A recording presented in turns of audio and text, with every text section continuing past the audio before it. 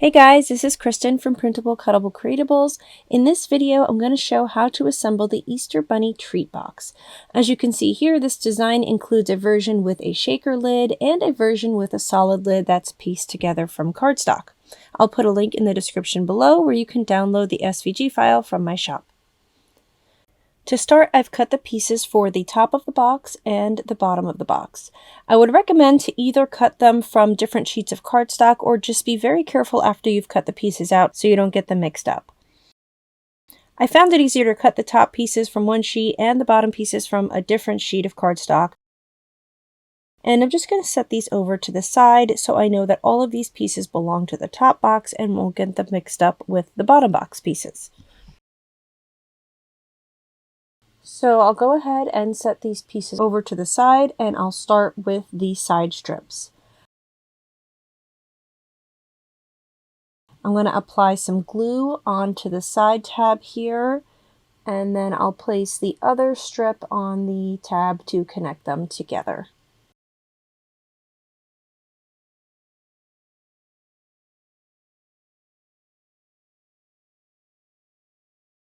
And then I'm just going to grab my bone folder, and if you have a scraper that you use for vinyl, you can use that as well. And I'm just going to gently scrape along the edge of the paper to give it a slight curl. Much like if you are curling some ribbon for gift wrap, it's the same motion, just to give the strip a bit of curl. And we can see that the curve is already starting to take shape here. And then we can go ahead and start folding up these tabs.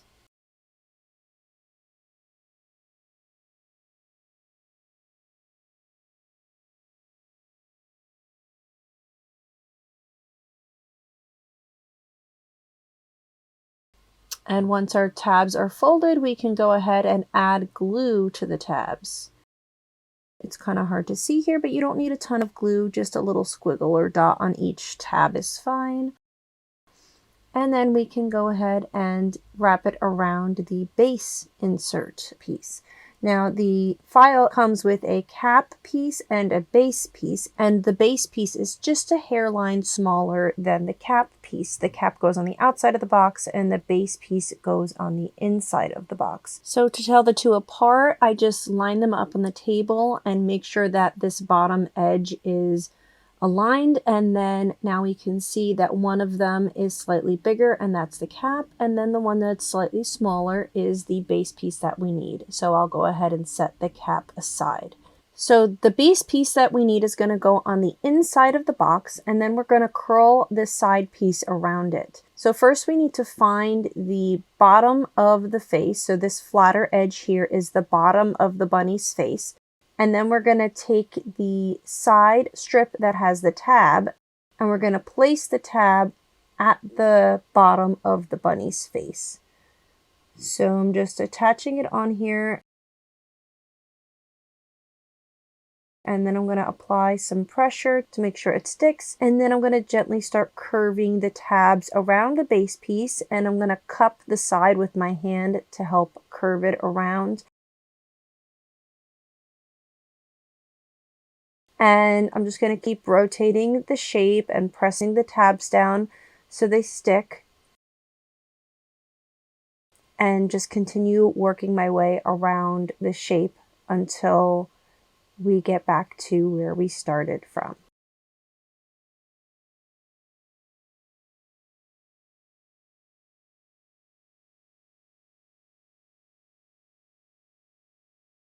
Once we get back to where we started, I'm going to press these tabs down, make sure everything is secured well.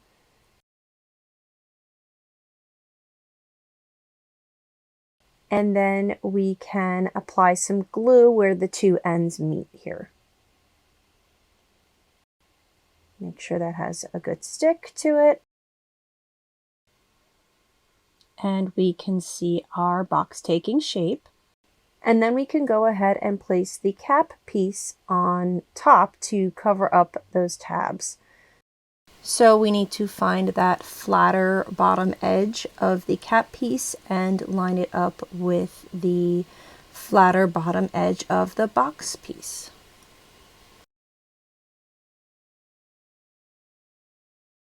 And then we can go ahead and apply glue on our box piece, and then just attach the cap on top.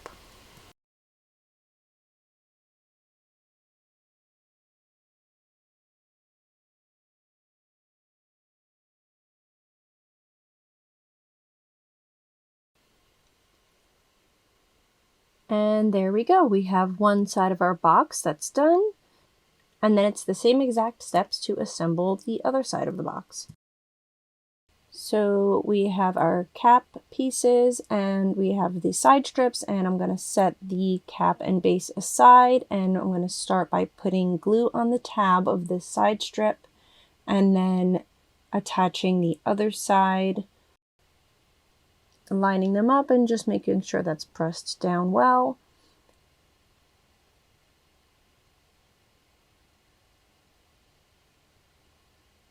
And then I'm gonna grab my bone folder, and again I'm just gonna give this piece a few swipes just to give it a bit of curl, so it makes it easier to assemble around the base piece. And now I can fold up these tabs.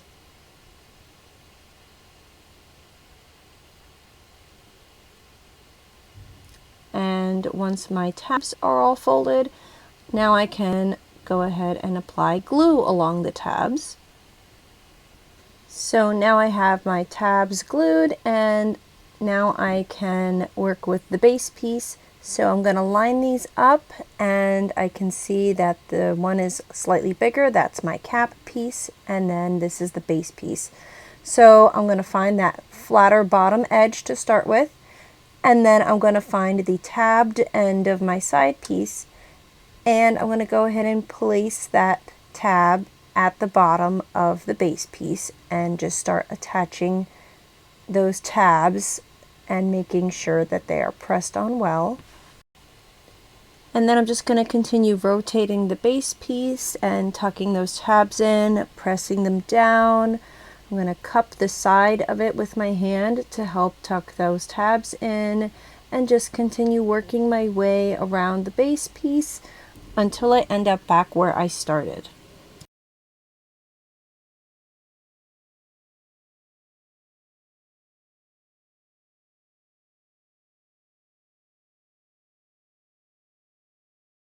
And once we get back to where we started, I'm just going to make sure everything's pressed down well again. And then we can apply glue in between the ends here. And just make sure that has a good hold.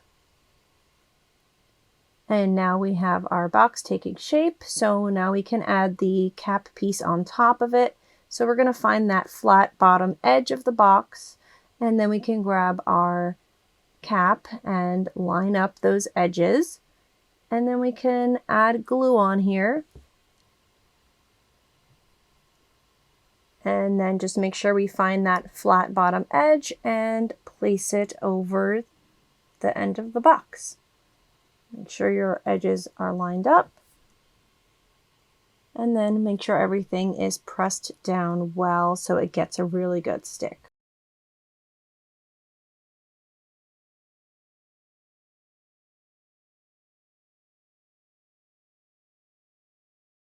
And there we have the bottom half of our box. So here we have our bottom box and our top box, and we can see how they both fit together. And now we're ready to go ahead and put together the bunny face on the lid of the box.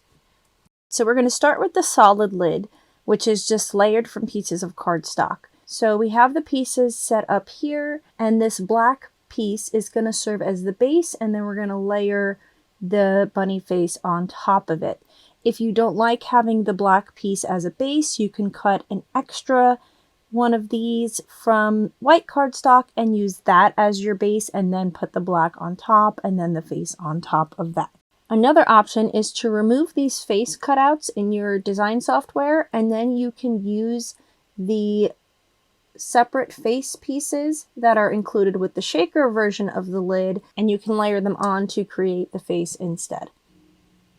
Okay, so we're ready to start layering. So I'm just going to grab my glue and apply it to the back of the bunny's face, and then attach that onto the base piece and make sure everything's stuck down really well.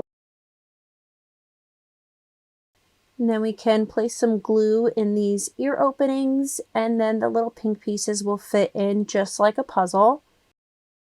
And then we can just put some glue on the back of the nose and pop that right on his little face here. And now the face is complete, so we can add it to the lid of the box. Just make sure to find that flat bottom edge and line up with the flat bottom edge on the bunny face. So I'm just going to apply glue to my lid, and then you can go ahead and just place the face on top, or you can turn the box upside down and kind of place it onto the face like a stamp. It might just be easier to get everything centered. And then you can take the lid off and just kind of press everything from the inside to make sure it's really stuck on there and has a good hold. And once again, if you don't like the back of the bunny ears showing in black here, you can just cut an extra piece of this black base from white cardstock and then use that as your bottom base piece instead. And so now the solid lid version of our box is complete and ready to fill with treats. And now I'm going to show how to put together the shaker version of the lid, which is also included with this file. So I've got all my pieces for the shaker top here. So this is the very top layer of his face, and then this is the little pink of the ears it's going to show through. And then I have this shaker wall piece that's included in the file. And in the file, you're just going to see one piece like this. And you can cut this from chipboard or craft board. I cut the rest of this box from 110-pound cardstock, so I just went ahead and cut these pieces from that same cardstock. So I cut 4 copies of this to make sure it has enough thickness. If you want, you can cut this from craft foam as well, and then if you're doing it from craft foam, I would just cut one piece.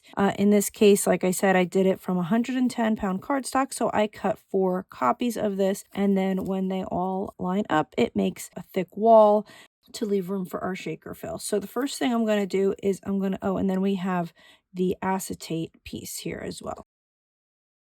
I'm going to go ahead and I'm going to glue these together to create my shaker wall. Okay, so I've got the shaker wall pieces all glued together. So now we have a little bit of thickness here to give room for our shaker fill. I'm going to go ahead and glue that right on top of the lid for our box. So just putting glue around that outer edge and then line up the shaker wall to place it onto the lid. Another option for the shaker wall is to just use some foam tape and then just go around the outer edge of the box lid to create a wall that holds in your shaker fill. Now we can go ahead and add our shaker fill. So I've got a little mix of some sequins and glitter here. I'm just going to add it to the top of the box. Now the next part is up to you if you want to add the acetate layer on top now, or if you want to add the bunny layer and then the acetate. It really doesn't matter. I'm going to go ahead and I'm going to put the acetate layer on top now. So I've got glue placed all around the edge of the shaker wall. And once again, we want to find that flat bottom edge of the acetate piece and line it up with the flat bottom edge of the box. And then we can just place it on top to stick it in place. And then we can put on the next layer, which will cover up the shaker wall. And we just want to go thin on the glue so that it doesn't seep out from under the edges too much and mess up our acetate window. And then we can add the top layer. Again, we're going to go light on the glue so it doesn't squeeze out too much. And then we can add on the little face pieces. And I like to use tweezers for small pieces like this. It just helps to hold the pieces and not get glue all over your fingers, and it helps to place the pieces more accurately.